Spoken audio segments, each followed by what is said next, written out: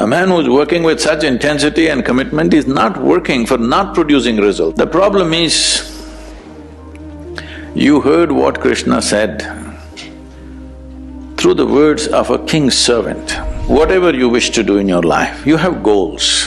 Whether it's art, music, spirituality, politics, business, you think you will do anything significant. That's all he's saying.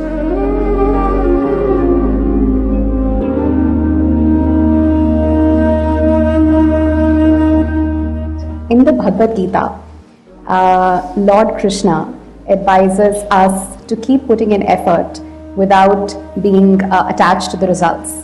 But I find it incredibly hard to keep working and not obsess over the results. And I would love to know how we can better practice putting in effort while being detached to the results. Well,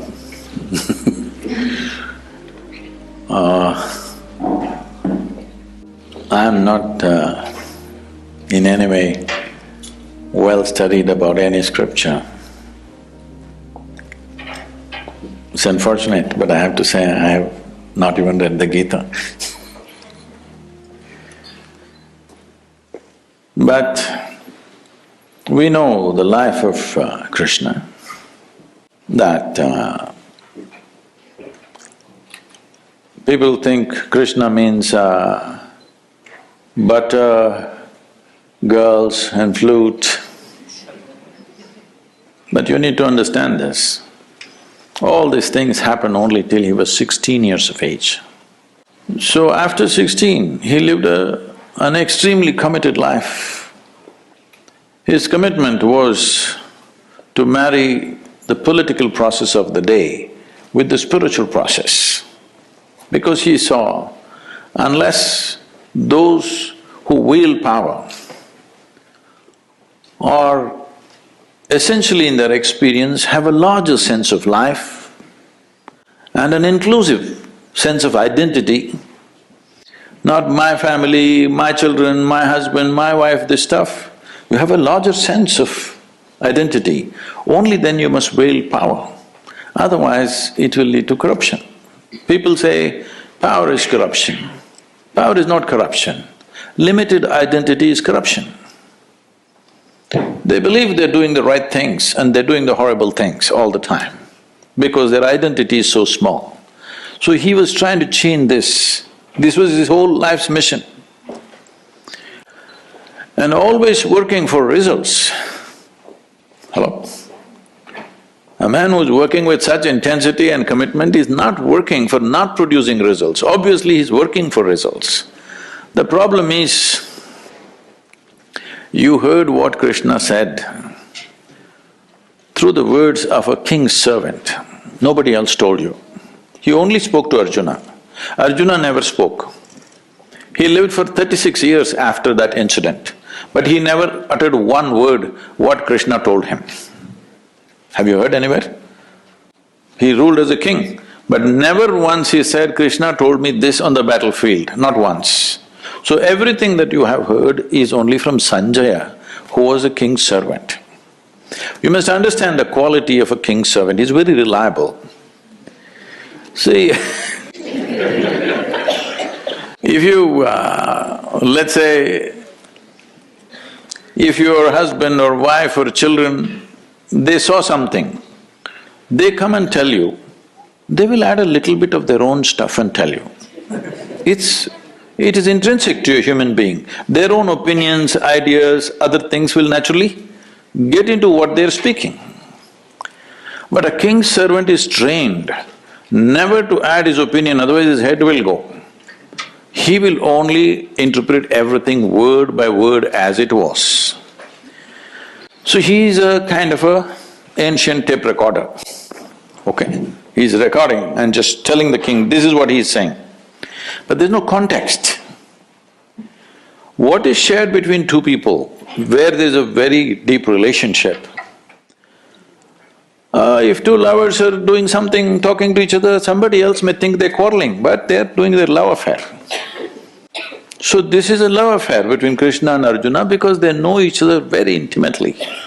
So he's speaking a certain language So as king's servant takes word by word without knowing the context or understanding what it is, the experiential dimension of what it is, and he's saying, so having said that, see, essentially it is just this, whatever you wish to do in your life, you have goals. What kind of goal will you set up? Right now you're in the university. What kind of goal will you set up? What you already know, you will exaggerate that a little bit and think it's a big goal in your life. Generally people call this an ambition, I call this a constipation.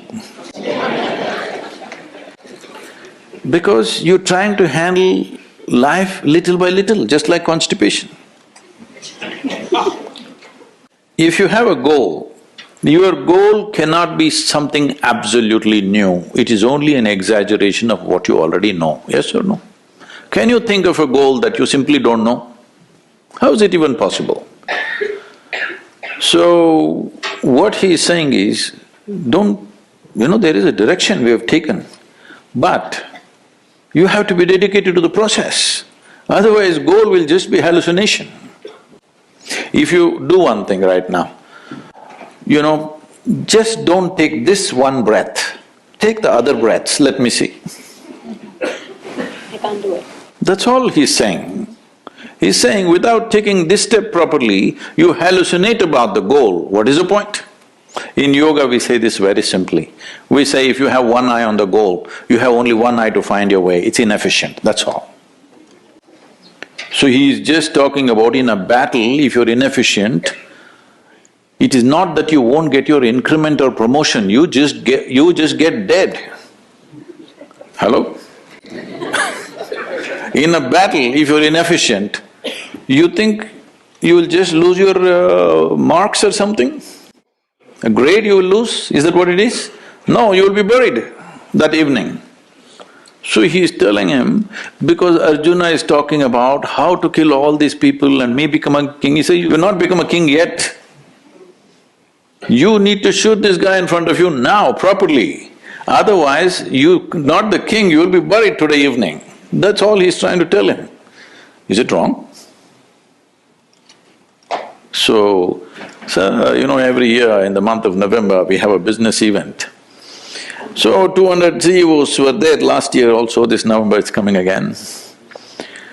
And they just look at how seamlessly Isha Foundation functions, variety of activity, all volunteers. Volunteers means what?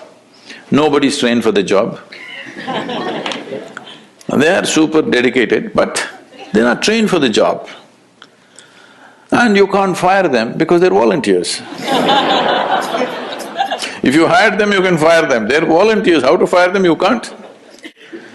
So they looked at this and said, Sadhguru, we pick up the best from IITs and IIMs and all this stuff, but you're just doing with volunteers and your organization functions better than our companies, how is it? I said, see, all of you are dedicated to the goal.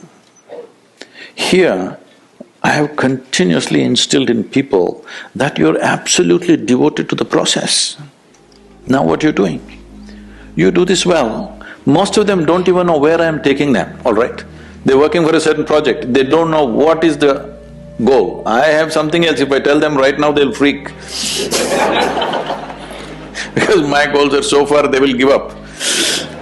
So right now, we have instilled this in them, you just absolutely involved in the process. Know the joy of involvement, first of all. Without absolute devotion to what you're doing right now, you will not do anything significant in your life. Whether it's art, music, spirituality, politics, business, take anything. Without being devoted to the process that you're doing right now, you think you will do anything significant? That's all he's saying.